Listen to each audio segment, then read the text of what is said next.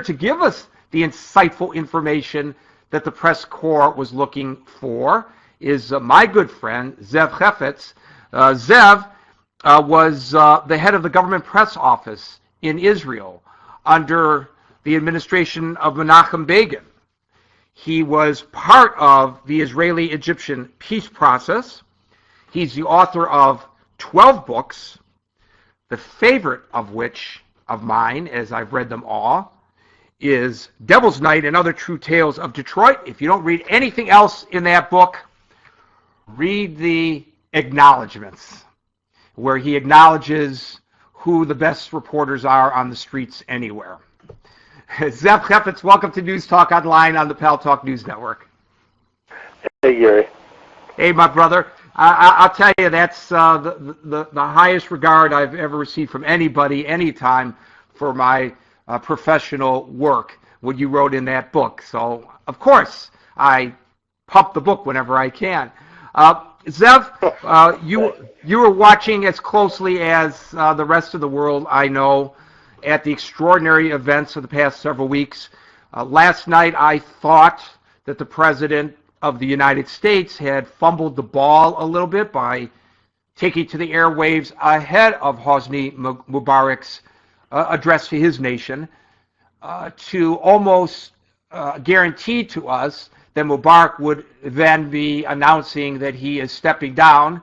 And then Mubarak took to the airwaves on Nile TV, the state-run television there in Egypt, and said, "Nobody from the outside is going to force me out of office, my children. I have listened to you. I am making reforms, and I will be here as your daddy until September."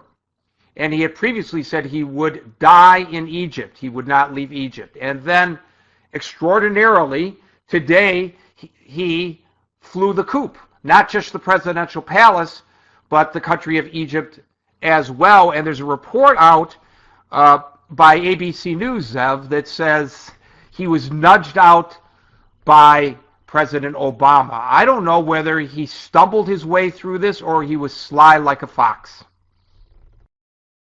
Well, neither do I. I mean, nobody quite knows what his thinking was. I think it looks at the moment like he was ousted by a military coup.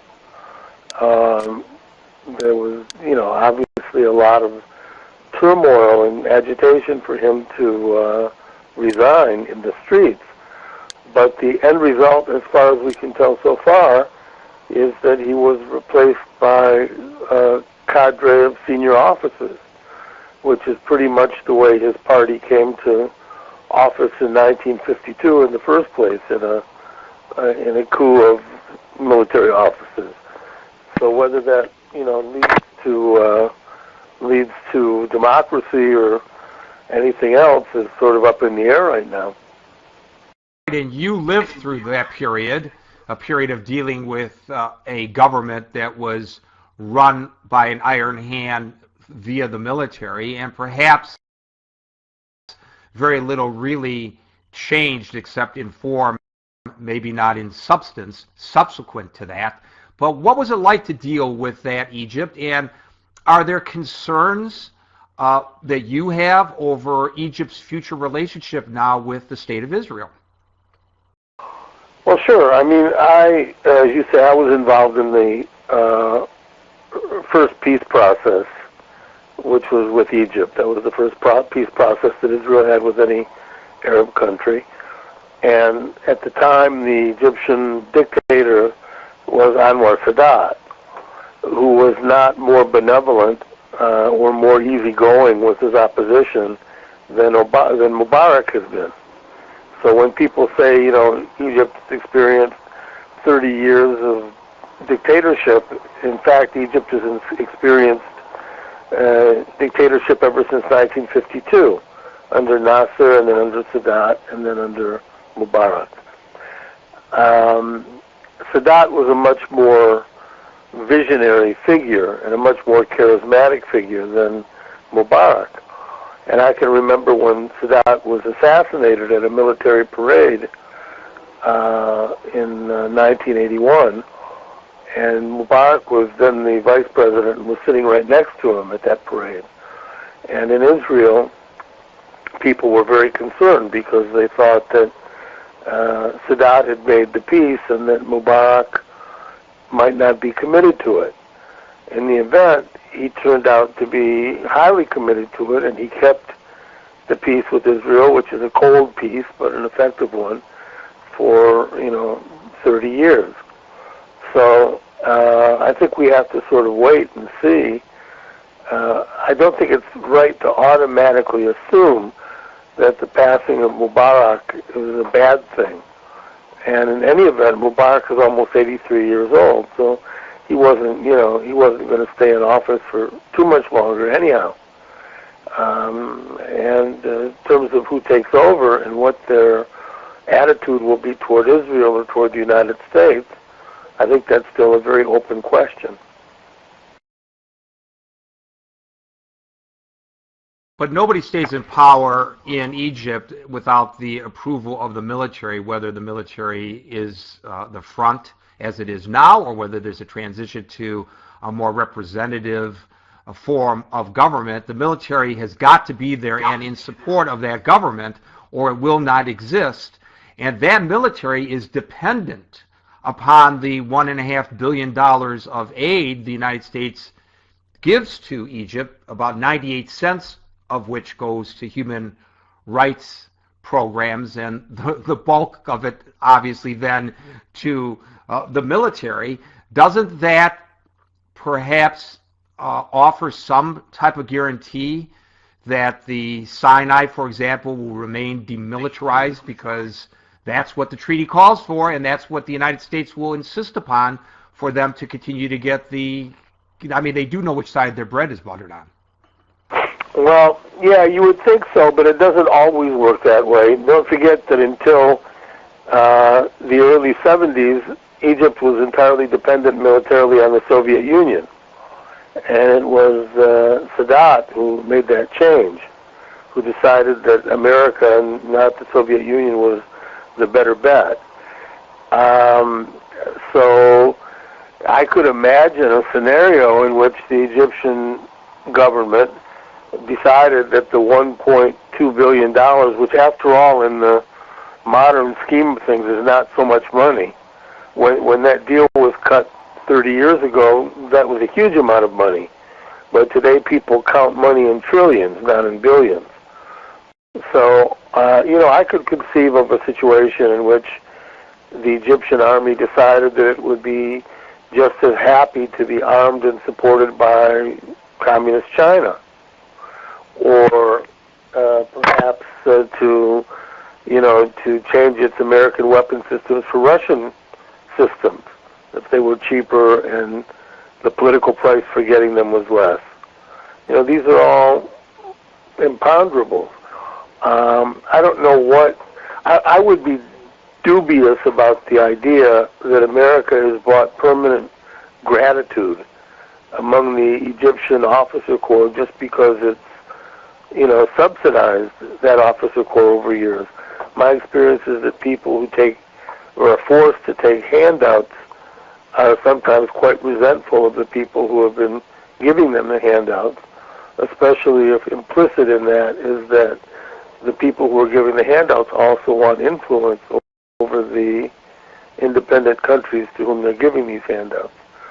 And so I don't want to sound too pessimistic, but I don't think that it's exactly correct to make a one-to-one equation and say Egyptian military officers receive money from America, therefore they're going to be loyal to or friendly to America.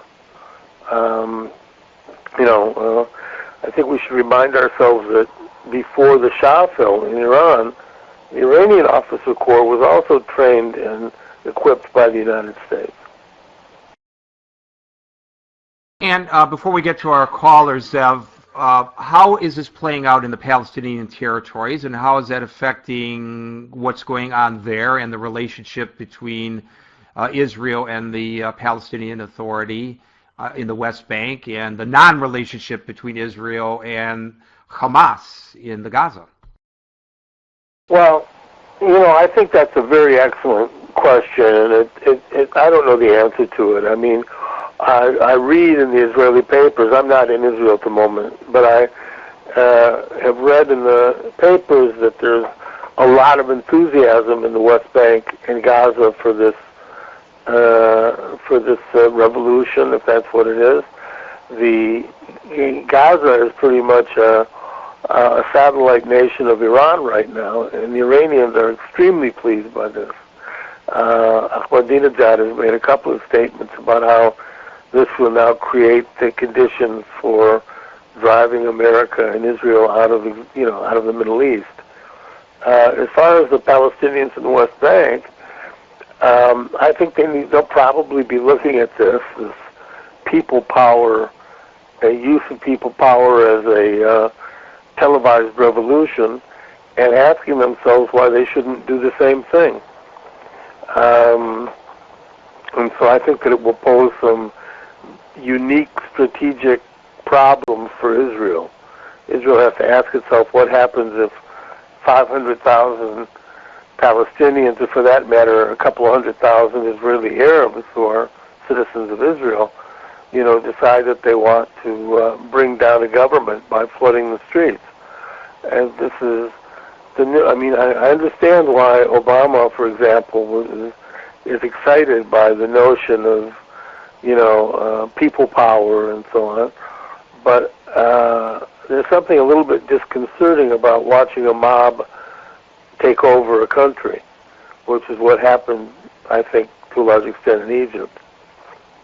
Albeit it was a largely bloodless, at least from what the reporting suggests, revolution from the standpoint of those who were protesting, maybe not from the standpoint of the government.